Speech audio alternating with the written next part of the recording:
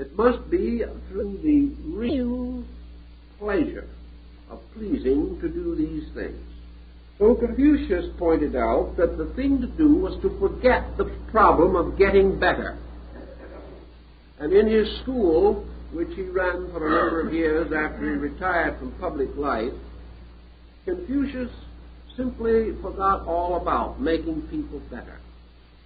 Rather, he taught them to enjoy themselves doing good things. He taught them to enjoy writing good poetry. He taught them to enjoy riding horseback well. He gave them opportunity to share in music, in art, in artistry, and in drama. He sat with them and played musical instruments, and they sang together, and they enjoyed it. There was no emphasis whatever upon being better. There was merely the realization that if you were a Chinese gentleman, you enjoyed good poetry. And so, being desirous of being a gentleman, certainly, you enjoyed good poetry. At first, perhaps you knew nothing about it, but gradually, through familiarity, you did learn something. Then you studied the classics. There was no talk about being better. You were simply being exposed to culture. You were being exposed to value. You were gradually developing new standards of taste. These standards of taste you accepted because they were associated with the people you respected. You recognized that the great poet and the great scholar in China was an honored individual. He was a superior kind of person. Therefore, there was much inducement to share in the honors and recognition which he received. No discussion of being better. Simply the process of naturally growing. Not trying to lift some part of your nature. Not saying, I will control my temper if it kills me. Or it probably will kill you. But rather, I will write great poetry. I will love good books. I will walk out in nature and enjoy the sunset. I will enjoy good things and beautiful things. And I will like to be with people who are by nature noble and virtuous and honorable. So by degrees, Confucius, as he explains it, lifts the total nature. He doesn't make one part of the mind stronger than another. He simply lifts all of the consciousness until the individual becomes a little ashamed to do things that are not consistent with his new appreciations, his new values. He finds it a little more difficult to be dishonest if he truly loves beauty. He finds it a little more difficult to be unpleasant if he really wishes to be regarded as an admirable person. And by degrees he grows. He overcomes these negative qualities simply by inviting himself to a larger understanding of life. He simply does the things more and more adequately, which he has a desire to do. Confucius talked to his disciples, or those who came to study with him, and he found that even those of comparatively mediocre personal attainments had certain desires, certain hopes, certain things which they desired mostly to accomplish. One of them wished to be a good horseman, and this was what was emphasized.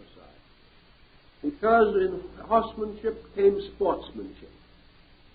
And as Confucius pointed out, a man who is a good horseman respects his horse. And a man who respects his horse will respect another man. Gradually also good sportsmanship came in. And the man who believes that the best rider should win the race will also believe that the best thinker should have the office. He will also believe that merits become more important. He will not be envious of those who succeed, but will rather try to fit himself to succeed, because he understands the principle of good sportsmanship. Thus, in various ways, the individual raises his general attitude toward life. He raises his attitude by directing his activities toward worthwhile things. Most neurotics have no worthwhile activities. If they have any, they have overworked them or perverted them until they have lost their worthwhileness. The individual who has an activity as a desperate escape from something will never function normally. He will destroy the very remedy which could help him. If, however, having certain restrictions or limitations or problems within his own nature, he seeks a broad, deep compensation through properly selected activity, he will find that by gentle direction he can lead his life into more profitable channels. Thus he can work with the powers and principles that he has. As he goes on, depending more and more upon qualitative value within himself, philosophy will no longer be a long and difficult word that he is afraid of. He will reach for it and reach for true religion because he has gradually built within himself the kind of consciousness that needs these things. They will no longer be forced upon him as therapy. He will instinctively and inevitably choose them. As his own nature, under a certain broad directive, is given an opportunity to unfold according to its own laws and principles. Health is the natural state of the body. Normalcy is the natural state of the mind. And this state is most easily restored and most quickly restored by permitting normalcy, by gradually causing the nature to direct itself more and more toward normal expression. A gentle leadership toward normalcy is much better than a violent correction. And the individual will discover that he can, in most cases, solve his problem. That his subconscious mind is not going to continue to betray him unless he continues to feed it. If he continues to pour mystery into it, if he is surrounded by circumstances which he regards as dishonest, if he continues to see himself as a victim of this or that, if he lives in a universe which is not rational, and material science takes rationality away from the universe, if he feels himself the pawn of accident or the helpless victim of outrageous providence, if these emotions are within him, he will be sick. He cannot help it. He will regard his condition as hopeless and will dissolve in his own doubts and depressions. Therefore, he has to gradually work through an active philosophy of life. He has to recognize that without rational directives, without convictions that are stronger than circumstances, he can never be truly healthy.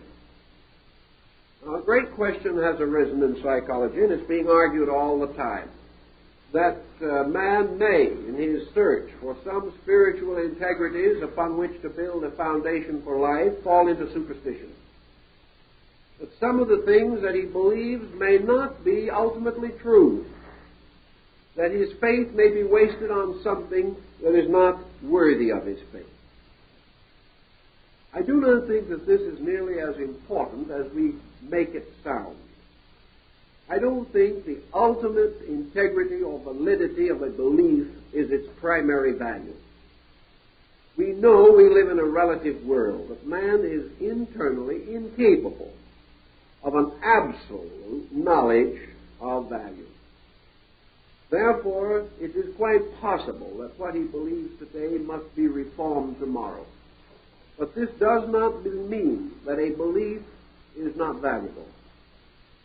If the belief is basically beautiful, if it is basically constructive, if it impels the individual to that kind of conduct which restores normalcy and makes him a better citizen, then I think Lord Bacon was correct when he stated that there is no superstition worse than believing that everything is superstition, and that it is far better to believe all the fables of the Koran and all the mysterious stories of the Talmud than to believe that this universal fabric is without a soul.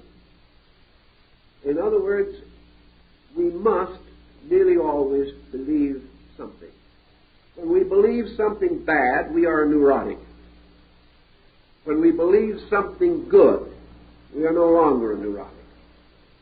We have courage, we have values, we have expressions, we have confidence. And in these strengths, we find the possibility of more adequate and more normal personal function. So I believe that the answer to a large number of these questions that psychologists have been working with lies in the reorientation of the total person, educationally, philosophically, scientifically, religiously. A reorientation in which a new standard of value is made available to the individual. Nothing in the form of our material dilemma can be solved without a better standard of value than we have now. And if we are going to solve world problems, we must use the same instrument that we would use in solving individual problems. We are sick when our standard of value is not strong enough and not high enough. We are well when our standard of value is bigger than ourselves and continually challenges us to grow and to become more than we are at any particular given time.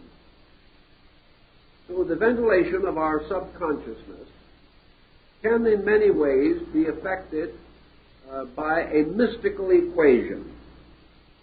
The ancient peoples had the realization that you could re-indoctrinate this internal part of yourself. The meditative disciplines, the various sacred arts and sciences of ancient peoples and Eastern nations, by means of which certain internal life was strengthened. These disciplines certainly were calculated to make a distinct change in the subconscious life of the individual. Self-discipline and spiritual or sacred exercises and rituals also affect this subconscious pattern. They set themselves in it just as excesses and mistakes have set themselves in it. They strengthen the internal life, and it is quite possible that there is a wonderful power by means of which man is capable of completely redeeming and regenerating his own internal life. Perhaps this is the alchemistical transmutation of base metals. Man does not have to go on being a neurotic indefinitely, nor does he have to depend upon a mechanical formula which may or may not actually meet his needs. Neurosis is a challenge. The moment the individual is unhappy, there is something wrong with his mental and emotional life, just as surely as the moment he is sick, there is something wrong with his physical habits or his physical economy. Unhappiness is a symptom. It is a symptom of being wrong in something. No one can be miserable and right. No one can be correct and be in trouble all the time. Consequently, we must accept unhappiness or disunity of our inner lives, lack of peace of mind and peace of soul.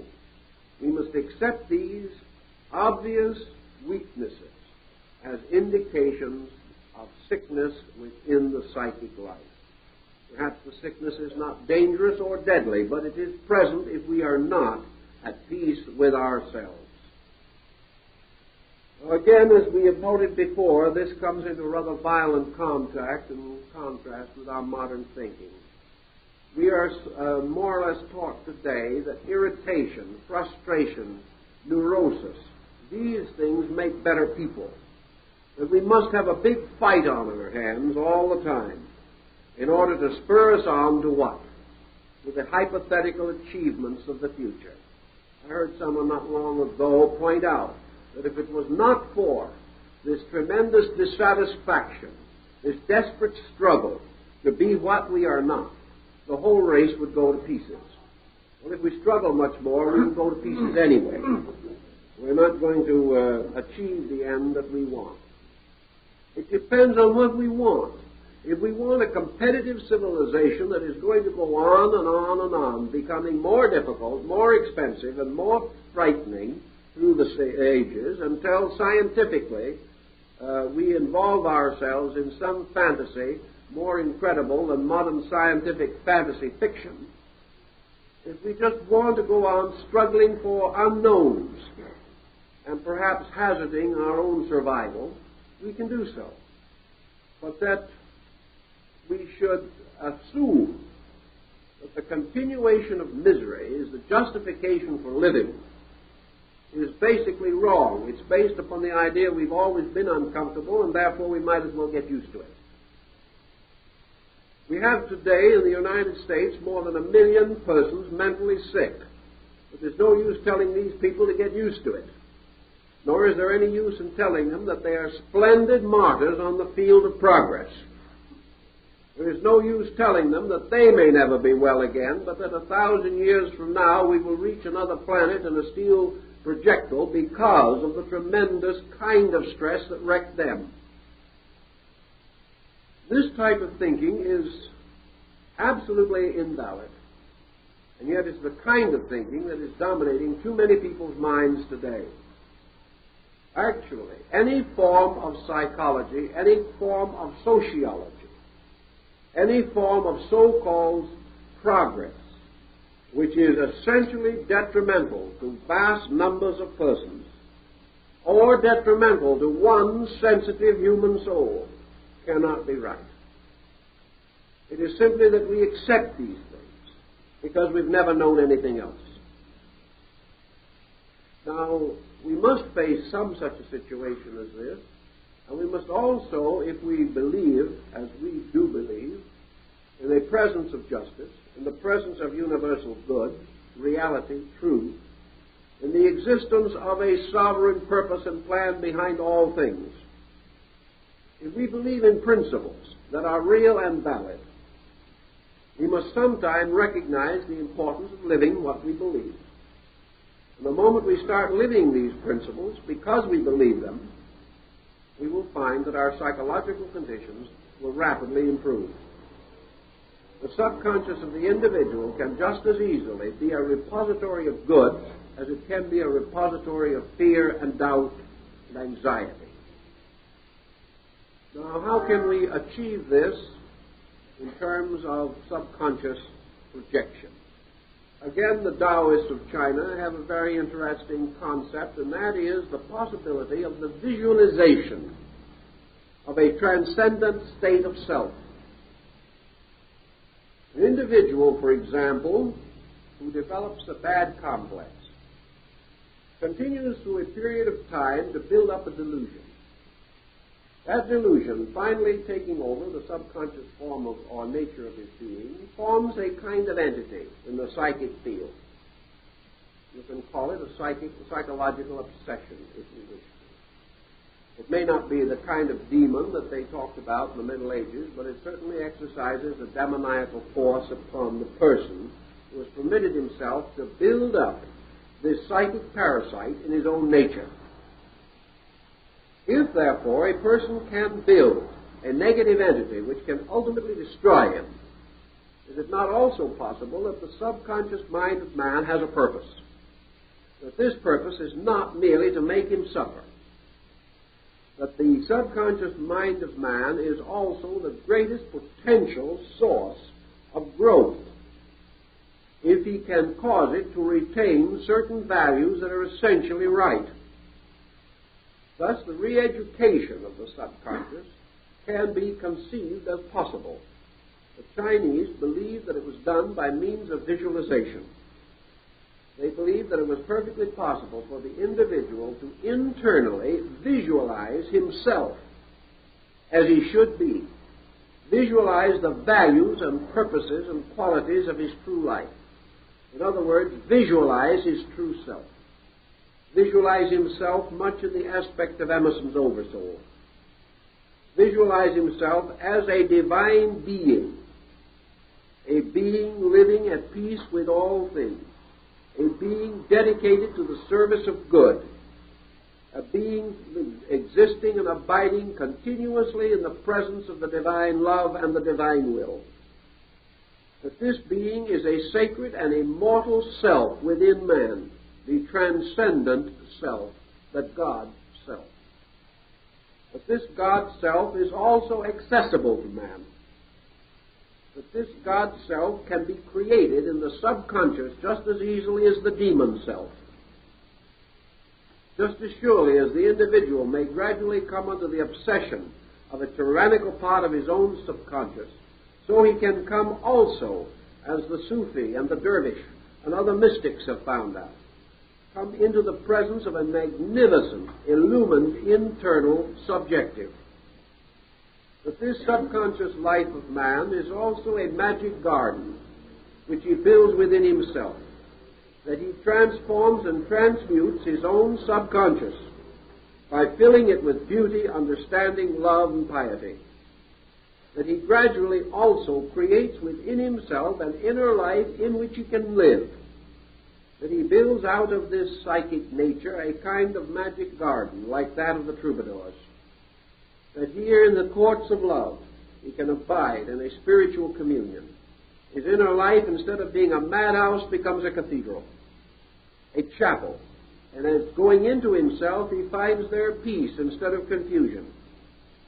Gradually, this internal self becomes an archetype, a leader in the direction of positive growth.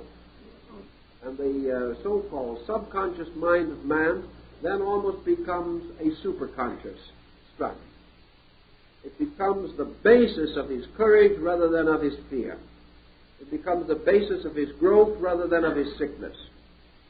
And the way in which this change is accomplished is through the establishment of the nutritional habits by which the patterns are cast into the subconscious from the conscious.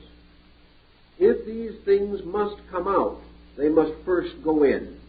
And that part of our consciousness which is due to experience moves from the outside in and then from the inside out again. If, therefore, we move from the outside in constructive and idealistic value, and that takes up its repository in man, this in turn moves out once more into objectivity as a source of inspiration rather than as a source of fear or doubt or sickness or destruction. It is not, therefore, necessary to assume that this subconscious must always be burdened with difficulty. Now, the problem of the subconscious brings with it another equation, and that is the possibility of the existence of a collective subconscious. Namely, that there is in the universe itself a stratum which corresponds with each of the individualized functions or powers of man. It may therefore follow that if there is a conscious mind in man, that this conscious mind is derived from part of the conscious mind of the world. If there is a subconscious mind in man, that this also reflects or reveals in some ways the subconscious mind of all nature. And that from this subconscious mind of nature, man receives impressions or impulses from archetypes, or from the great plans and patterns of life. Let us then assume what we have to assume, namely that man's mind, conscious, superconscious, subconscious, unconscious, whatever department we wish to consider, that this mind is not primary but secondary, and that behind this mind is something else, which we might term consciousness, or perhaps more correctly, being. Certainly Buddhism would not permit it to be regarded as consciousness as we know it, but rather a state of inevitable and eternal existence. If then there be a source in man, or by means of which man is brought into awareness with natural cause, with archetype, with divine purpose, or the oversoul of nature, as may be implied from archetypal dreams and archetypal experiences of one kind or another, then it would appear as Dr. Jung points out, that this subconscious mind is like a deep pool, and that occasionally something will break off at the bottom of the pool and gradually float to the surface, and that pressures or circumstances or forces long and deeply hidden may come up gradually to our awareness from deep sources previously unsuspected. Therefore, we can assume, if we wish to, or at least suspect, that there might be something in the subconscious content of man other than merely the consequences of his own mentation. Assuming that there is a strata that is really a constant circle, vicious or otherwise, of his own mental psychic operations, perhaps there is something else. Perhaps the lower, deeper, and innermost parts of the subconscious are in some way connected with or associated with a still deeper and more recondite level of natural existence. Perhaps there is a divine will or a divine plan that impresses itself upon the deeper parts of man's consciousness, particularly the subconscious or unconscious parts of the psyche, and by so doing gives man an awareness of spiritual extension or an awareness of cause beyond his normal human capacity. We cannot say that this is not true. We can say that there are instances beyond question of doubt in which something superior to the purpose of the individual was impressed upon him through archetypal dreams. We may assume, of course, that this superior thing is a part of his own nature, a higher and a more divine part, which he perhaps never contacts except through the phenomena of the subconscious or unconscious minds. Perhaps only in archetypal dreams does the will of his own total being become known to him symbolically, emblematically, or figuratively. This is conceivable, but perhaps does not essentially change the major pattern with which we are concerned. This pattern has to do with the general perspective which we have toward life itself. Let us assume for a moment that the subconscious or inner part of ourselves, below and behind the threshold of consciousness, as we daily exhibit it, is older, deeper, and in many ways more valid than consciousness. That consciousness is merely a manifestation, a small part of this deeper thing coming to the surface of our awareness, and that for every moment of consciousness, man has a tremendous power of unconsciousness, which is not vacuum, which is not absence, which is not darkness or negation, but a state of spiritual existence below the threshold of our definition, something that we cannot immediately cognize. If then such is the case, there is every possible reason to suspect that the so-called unconscious or subconscious may have tremendous values.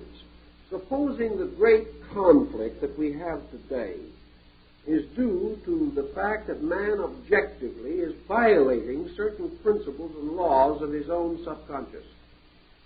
Supposing man as a subconscious being, rooted in nature and law, deriving certain inner counsel or inspiration from higher levels of inferior recognition.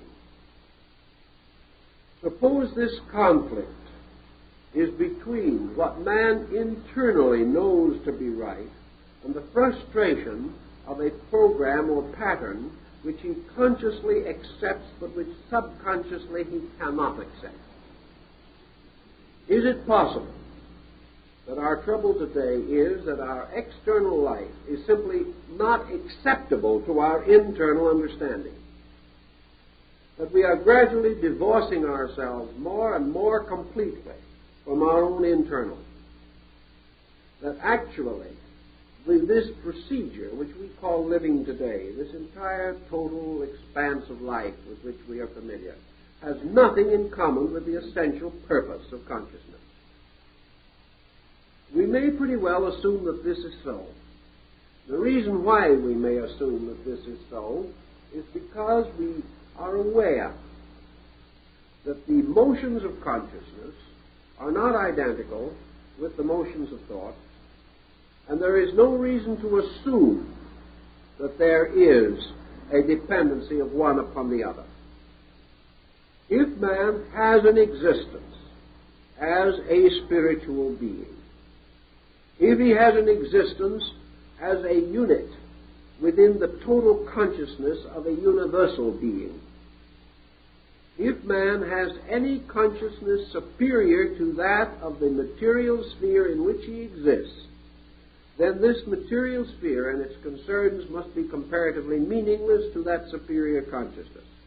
The only possible and reasonable relationship between them is that man is here for the purpose of certain experience growth.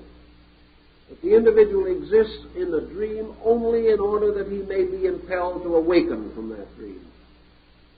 That nothing that relates to an eternal existence can be justified or satisfied by present levels of conduct, except the implication of essential growth itself.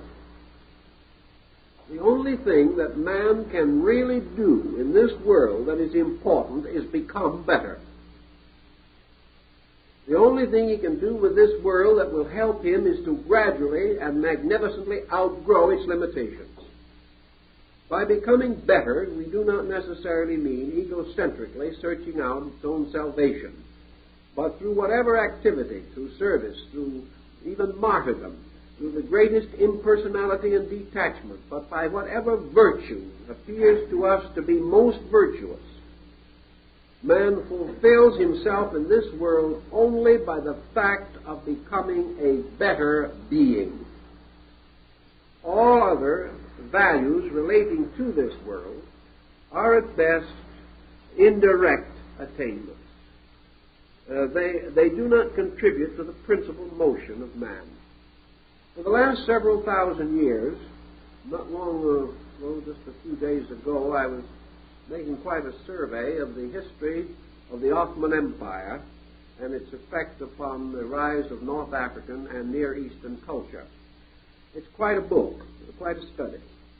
And one of the things that you learn almost from the beginning, and you never have to unlearn anywhere during the procedure, is that you are going to be confronted with an endless pageantry of human selfishness, stupidity, greed, lust, and pillage. And you're not disappointed.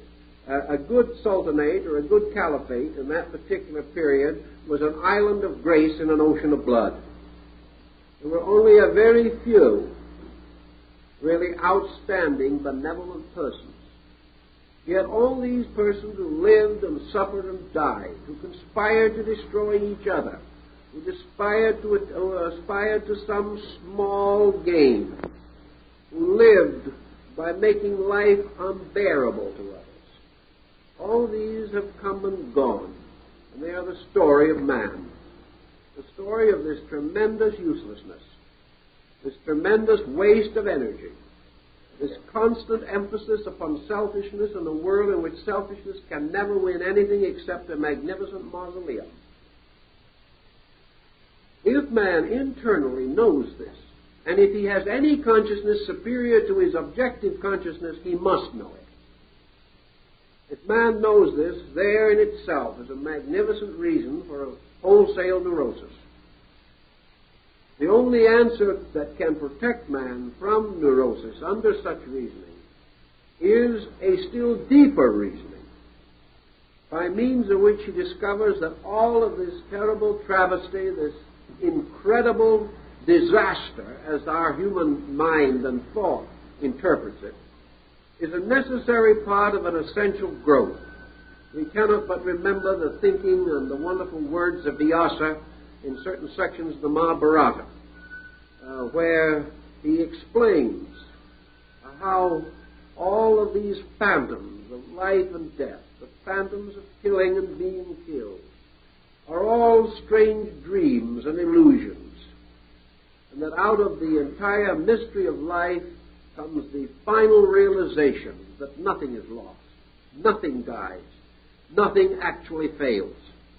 This tremendous internal insight must also lurk somewhere in the rudimentary basic parts of man's consciousness. For without such basic instincts, he could scarcely survive the tragic weight of his own errors. Somewhere all of this is locked in man's mind, or it could not come out through the voices of the poets, through the great religious revelations, through the magnificent philosophies that have led the world. Men know these things, but they are not able as yet, apparently, to organize this knowledge into a program of personal conduct. Yet today we are training people, thousands of them, to be counselors, to be psychologists, to take the places of the old counselors that men knew. That instead of going to the family minister or the family doctor or the village judge, we now go to the counselor. We go to him primarily to get over a trouble that presently burdens us. But we cannot get over this trouble merely on a mechanical, physical, materialistic formula. This trouble is deeper than this.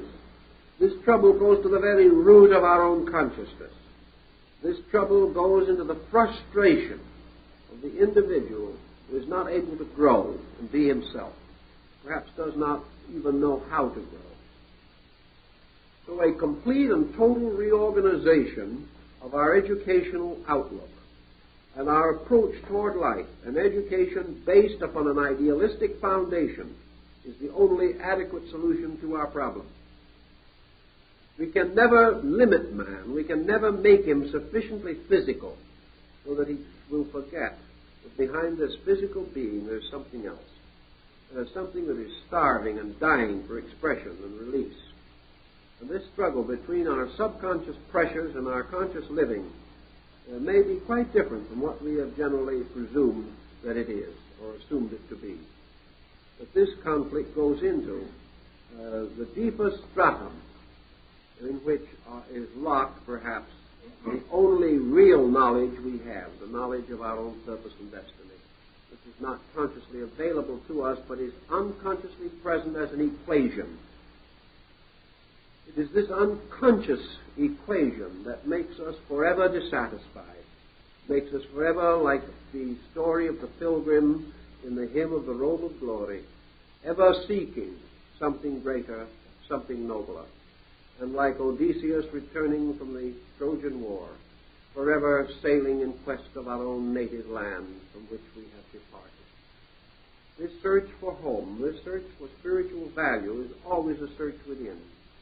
And this search within now takes us to the threshold of an infirmity. And perhaps this infirmity tells us most clearly what is wrong with us, because it shows us that we are so living on the outside that the inside of the cup is not clean. It shows us that instead of being able to turn into ourselves as we would enter into a place of worship, we go into ourselves as into a strange sickness and must seek to escape from ourselves constantly in order to escape from this sickness. Man, the noblest creature, with this tremendous potential that he possesses, is actually afraid to search inside of himself. He's afraid to let down the bonds and barriers which he has built, loose the torrents of his own internal dissatisfaction. He is unable to curb or check the measure of the sorrows and pains and pressures that are within him. This should not be, and psychology should be among the first groups to work with this particular equation.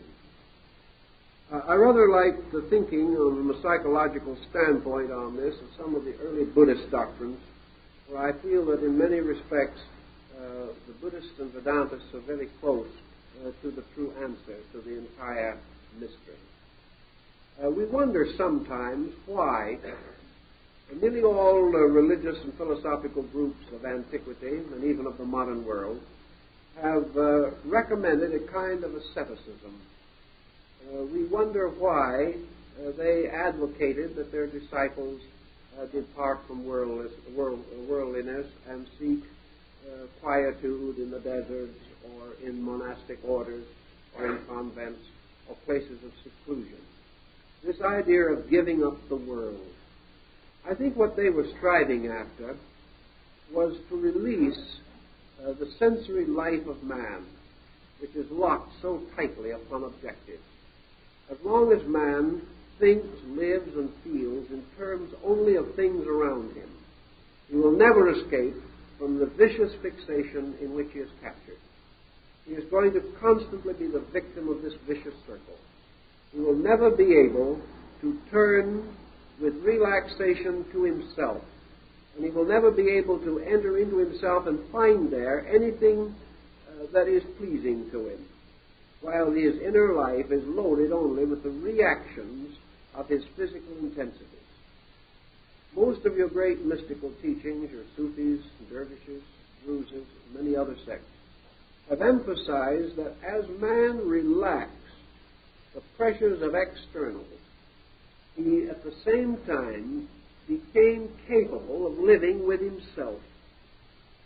The moment he was not fighting things on the outside, the spirit of war died in him.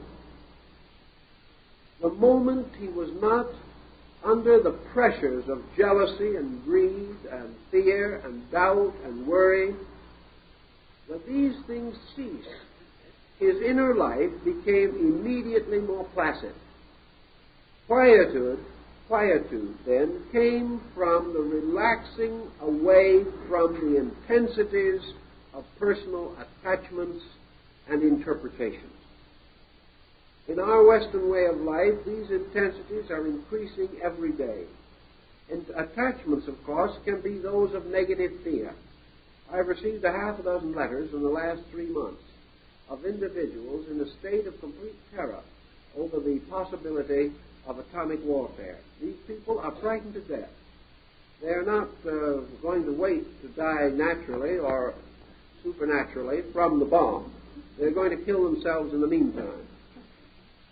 They are completely terrified at the possibility of the destruction of themselves by this form of warfare. Yet these same persons are comparatively indifferent to the fact that if there is no bomb at all, they will also destroy themselves. Bomb or no bomb, they're going to be in trouble. Because the fear they have of the bomb is merely a redirection of a fear that they have previously had in everything.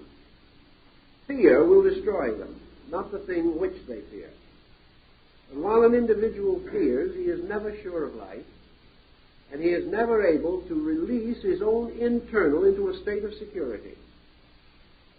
It is quite possible that the individual may sometime be faced with great physical crisis.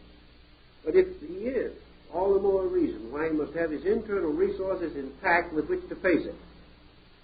Fear will never accomplish this. Yet persons who do not live well are afraid to die. Yet these persons may be committing suicide with their own thoughts. But because they are thinking the way they want to, this suicide is a perfectly acceptable prospect.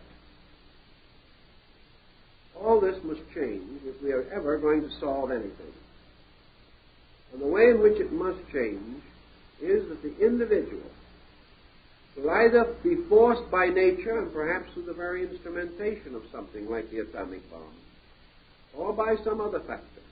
Man will be required by nature to break away from his unhealthy over-addiction to phenomena. He will be shown by nature that he cannot invest his happiness all in external things. He cannot depend for his existence upon success, as he calls it. He cannot be satisfied only by those things which belong to his own external life. As long as he is willing to trust himself to the fate of externals, he will rise and fall with these externals. He will be impoverished every time the stocks go down. He will have a momentary flurry of exultation every time they go up. But whether they rise or fall, he will ultimately destroy himself, or he will pass out of this life impoverished because his mind has been on the wrong things. Psychology should teach us to reintegrate around standards of essential value. Should teach us that once we have integrated our inner lives, we can then administer any external thing with reasonable security. It is not that man has to give away everything he owns and become a mendicant. It is that the individual must have value within his own nature. And having attained integration, integrity in himself, he can use all the privileges of living without abusing them. He can solve the problems of material society because he has integrated himself. But without this internal integration, he cannot survive any of the shocks or stresses which naturally come to him. Consequently, it is possible, in fact very reasonable, to assume that man's subconscious mind, which has been plaguing him, is also a plastic substance, which, if it is properly molded, will be the heroic shape of strength within himself. That which is the fear demon is also composed of the same substance as the hero of the world. Man's heroic self can also be internally visualized, built, strengthened by an understanding of the laws governing the power of mind and memory. The subconscious, therefore, can be gradually transformed into the powerful directive which, moving out into his external life, will put it in order. When the subconscious mind is as strong in virtues as it is now strong in pressures, the individual will live a healthy physical life. Integrities are without pressure. Pressures are without integrity. We cannot have both. As long as we are moved from pressures, there is something wrong. We are moved without knowledge. Education, in the true sense of the word, removes pressure. Any individual who is pressureful is ignorant, regardless of how much he knows in terms of schooling. Pressure is chaos within self. And this means that the person has not integrated his own cosmos. He is not master of his world or master of the sphere of life in which he exists. All these things tell us, as the Zen Shu points out, that man's mind is performing tricks on him. The mind is indeed the possible slayer of the real. The mind is indeed one of the most subtle of all instruments. It is part of the power that still works for good while ever scheming ill, as Mephisto says in Faust. The mind of man is a wonderful servant and a horrible master. The individual who gradually gains achievement or victory over the various doubts of his own intellect will find mind a wonderful instrument for the accumulation of experience. But until this mind is honest, until it accepts experience without distortion, until it records facts without prejudice, until it escapes from bondage to ignorant superstition and fear, until it is honorable in its registering of values, and there's no longer merely catering to the weaknesses and insecurities and immaturities of human nature. Only when it is mature can it serve man. Now, the maturity of the outer mind is not possible. Maturity does not lie in the objective consciousness of man, because this consciousness simply records. This consciousness is now. This consciousness is the kind which gives us the records and evidence of immediate happenings. The present consciousness of man deals with news, as the press tells us. The subconsciousness of man deals with history. And the difference between news and history is rather obvious. All news is gradually becoming history. All history has become news in some time or other. But the important thing is that history is a pattern. It is a consecutive record of news. It is news made moral by reflection. It is news made spiritual by the revelation of the effect of cause and the cause of effect. It is news, therefore, brought into something that can be philosophically examined for the purpose of contributing to the well-being of the individual now. If Adolf Hitler had really studied history, he would never have permitted himself to be a dictator. It is news that the conscious mind records. In the subconscious, this news becomes history. It becomes the basis of philosophy. It becomes the basis of contemplation and reflection. In the subconscious, we have the records of the consequences of things we have done. And we are constantly being plagued by the proof that negative attitudes can only destroy. We have therefore much to learn from it, much to gain from it, if we use it wisely. But if we continue to drift in our old accustomed ways, permitting ourselves whatever excess of thinking may come along at the moment, and then run merely to the mental physician in time of emergency, we will be in almost continual emergency. We have, to a large degree, conquered the ailments of the body. There are a few that still must be conquered, but we are beginning to suspect that those that have not been conquered belong to the sphere of the mind, and that is the reason we have not previously been able to conquer them physically. We believe that many ailments, difficult to diagnose, difficult to prescribe for, are actually psychologically founded within the conscious life of the individual. In any event, we are gradually going to work out diagnosis and therapy on the level of mind. We are going to gradually be able to take care of certain problems of the mind with more efficiency, more understanding, more wisdom than ever before. But just as surely as we do this, we are going to develop a new group of ailments. They are not going to be physical, and they're not going to be mental. They're going to relate to something else. They're going to relate primarily to the interval between man's conduct and the universal law in which he exists. There's going to be finally a group of ailments that will be corrected by only one thing, and that is man's voluntary obedience to the divine plan of which he is a part. Also, man's voluntary dedication to self-education until he knows what that plan is.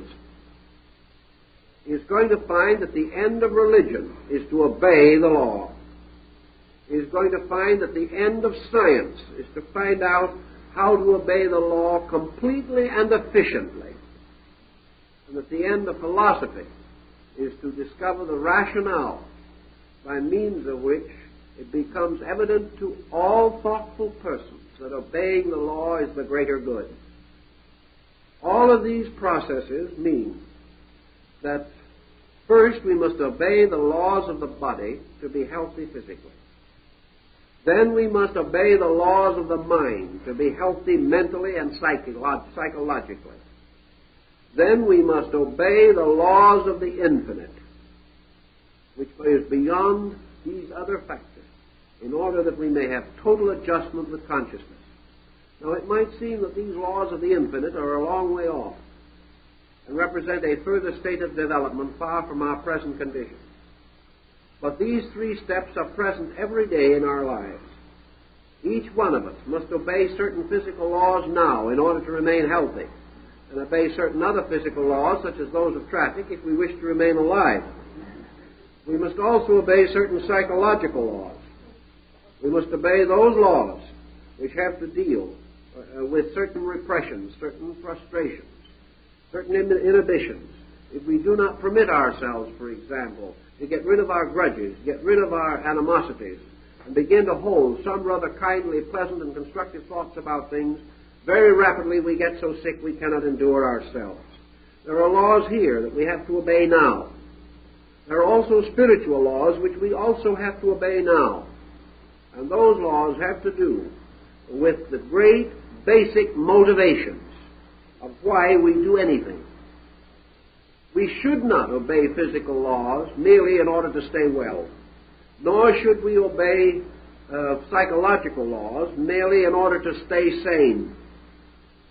It is our privilege and our magnificent opportunity through our understanding to obey all laws for one value beyond all of this, namely that these laws reside in the love and wisdom of God, and that to obey universal law is to prove that we love and respect God, and that we do these things not for fear of punishment, nor hope of reward, but because it is natural and proper for the human being to worship the Creator and the great creating power of life in which he exists through the simple obedience to the will of that Creator, who tells us through his revealed saints and prophets, if you love me, keep my commandments. And this is the basis of health, that we are good and are wise and are noble, not because we primarily wish to be healthy, but because we wish to be right, because we wish to worship truly the creating power of life. And if out of this power and determination to worship, if out of the natural love of God we do all things well, then whatever other needs we have, psychologically, emotionally, and physically, will naturally move to their own solution. If we search first for the kingdom of heaven and its righteousness, all other things shall be added unto us. And if when from right motive we keep the rules of life, we shall then, as a byproduct of this right motive, enjoy health, happiness, and peace of soul. These are the things we should be learning. These are the things our teachers should be telling us, because this is the way which not only leads to our own security, but to world peace, the brotherhood of man, and all the good things that need doing.